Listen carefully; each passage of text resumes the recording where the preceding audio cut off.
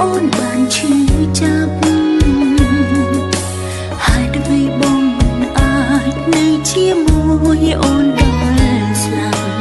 ហេតុផលអ្វីចាំបាច់ឲ្យបងព្រួលប្រា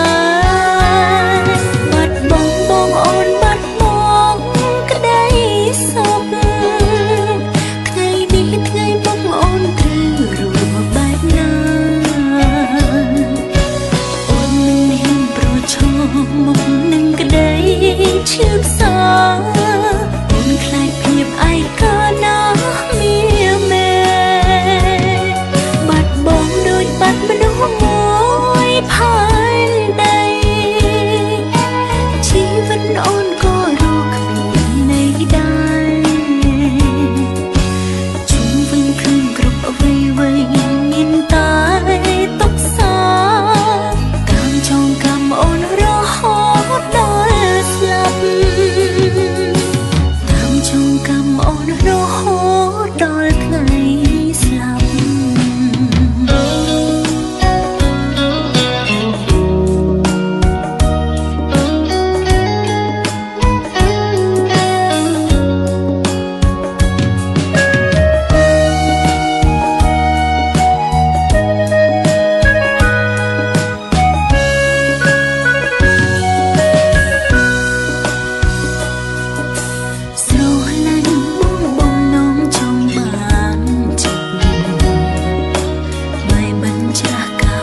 អូនបានឈឺចាប់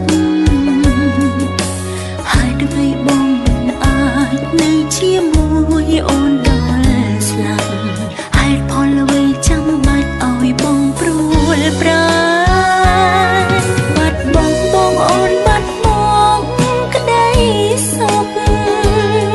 ថ្ងៃនេះថ្ងៃមុខអូនត្រូវរួមបែបណា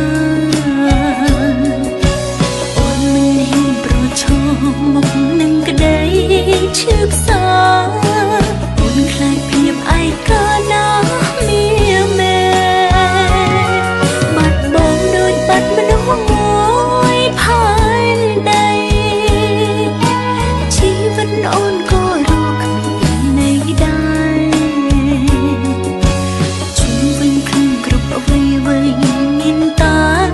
ទុក្ខសាកម្មចងកម្មអូនរហូតដល់ស្លាប់កម្មចងកម្មអូនរហូតដល់ថ្ងៃស្លាប់បាត់បង់បងអូនបាត់បង់ក្តីសុខថ្ងៃនេះថ្ងៃមុខអូនត្រូវរួបបែបណាអូនមិនហ៊ានប្រឈមមុខនឹងក្តីឈឺផ្សាអូនខ្លាចភាពឯកាណាមានមែ